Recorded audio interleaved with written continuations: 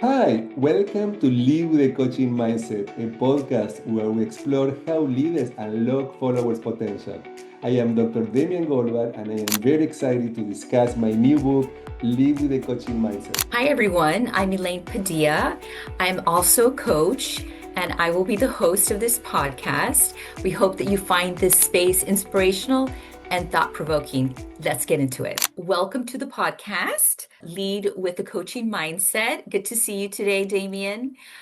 Today, we are going to get into chapter one of your book, which is leading and coaching. And so, with all your years working with managers and leaders, why is this an important topic to write about? Elena, I wrote this book about leading with a coaching mindset because after, as you're saying, so many years, I found out that leaders struggle to build these relationships and get people to commit to their job and to engage in a way that brings satisfaction. So, based on my experience, I wanted to support leaders to build skills that help them to create cultures in organizations where people feel that they want to belong, they feel proud of being part of, and also they bring their best. So there is not only more effectiveness and more productivity, I am personally interested in more well being and where people can also meet their needs of grow, learn, and develop. So, how we create organizations that value learning, these learning organizations. So, this is one of my interests. Great, great. So, on that topic of well-being, why do you think well-being is so often talked about, but so rarely lived in organizations? Well, there are the values of the organizations and what people say, and sometimes that's very different to what people do. And sometimes there are two forces. One force is what is the culture we want to create, what are our values, how do we want to work together, and then you have the pressure from clients, sometimes from leadership, from different places where the particularly mid managers feel pressure to produce results. So many times, even there are values in the organization, and sometimes even there are some mandates to work in some ways, you still see that there is so much stress and so much pressure due to many different forces that the well-being is left out. Yeah, you touched on values. Tell me more about the importance of identifying the values of the organization and the manager and around alignment of those as they lead teams. But when I train leaders, I really like to spend time exploring what are the values of the organization and what are their values, and see to what extent the personal values of the leaders are aligned with the organizational values, and then how they demonstrate these values in specific behaviors. Because leaders are role models, they cannot expect people to do things that they are not doing. So, to the extent that you can be aware about how you are living your values and where you are not, you can be more intentional in the behavior that you display. So, I really like to spend time with leaders reflecting on what are the values of the organization they belong, what are their personal values, how they align them, and what behaviors reflect them. When you have that alignment and that clarity, there is more consistency, and people feel that the message they receive from their leaders is consistent to what they heard. So it's not only what people are saying, but what people are doing. So how does that show up when leaders are coaching, right? When leaders are coaches? When leaders are coaches, they realize that it's important to develop the people. So it's not only about the goals and the productivity, but how do you do it? So it's not what you do and what you accomplish, but how you do it. Many leaders I heard, they tell me, Damien, I don't have time to coach my people. I don't have time. And I said, but what is the cost if you don't spend time uh, coaching? And coaching doesn't need to be a formal conversation. Doesn't Mhm. have to be like a 1 hour meeting. Coaching may happen when you're driving to a place, when you're walking to a place, and it can be a 5 minute conversation where the coach, where the leader as a coach asks questions to help people to reflect and learn. So a coaching mindset is a learning mindset. It's looking for opportunities so people can grow, learn, develop, and you do that by being curious, by asking questions versus telling people what to do. And by being genuinely interested, you need to be interested in what people are going through, what are their challenges, and what they have to say. So you also need to develop listening skills.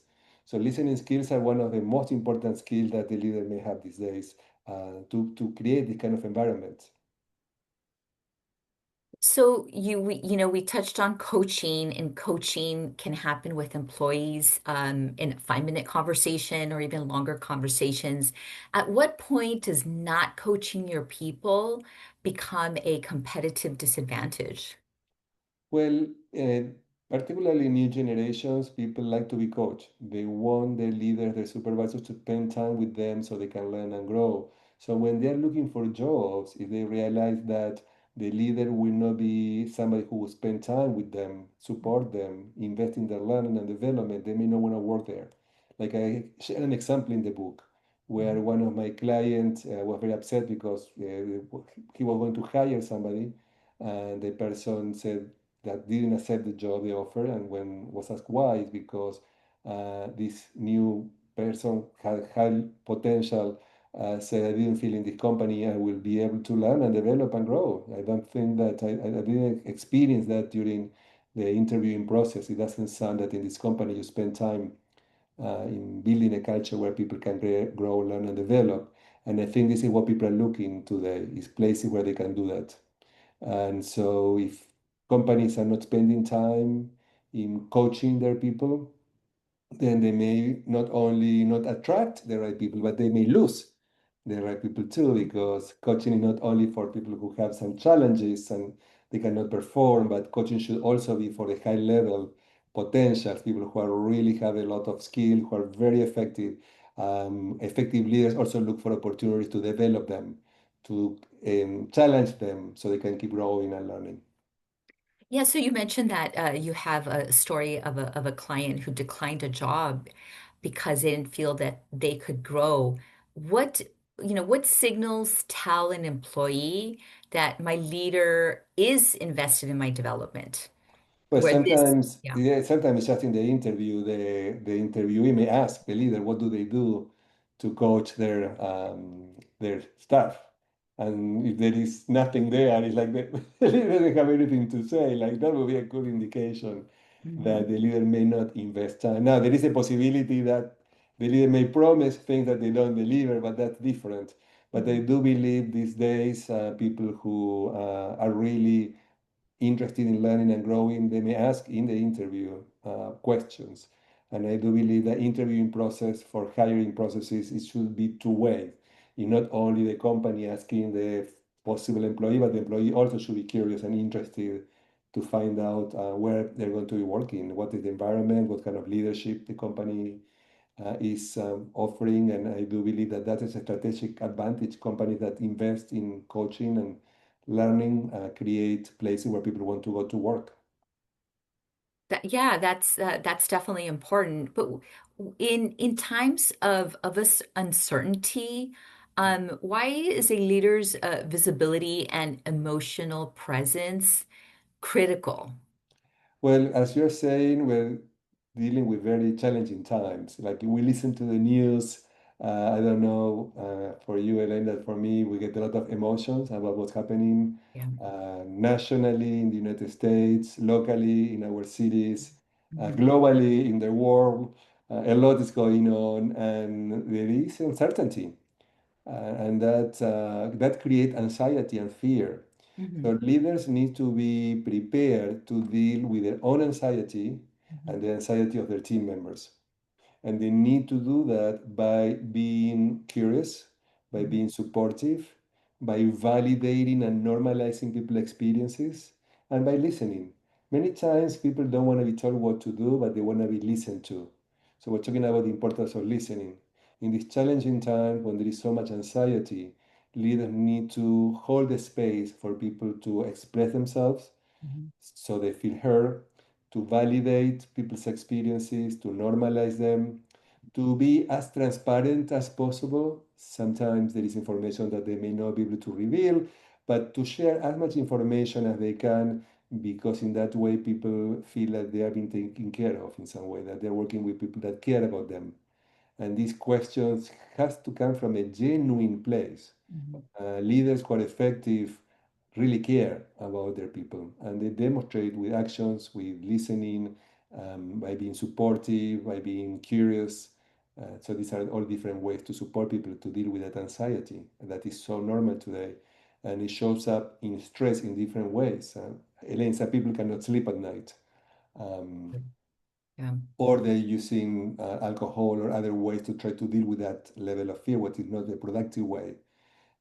So listening and suggesting other more effective ways like exercising, that, for example, is a really much more effective way to deal with the body, being in movement. That is a really good way to deal with anxiety, depression, and it helps a lot of people. Well, how can, I mean, what would the impact, what might the impact be on a team if a leader avoids acknowledging this, the fear, if they don't acknowledge that there's fatigue, etc. Yeah, when the leader does not pay attention to what's happening or address it or talk about it or normalize it or validate it, people feel disregarded. Mm, People feel that they are not important, or that the company is saying things, but at the end of the day, is looking for something else. And what the result of that is lack of engagement.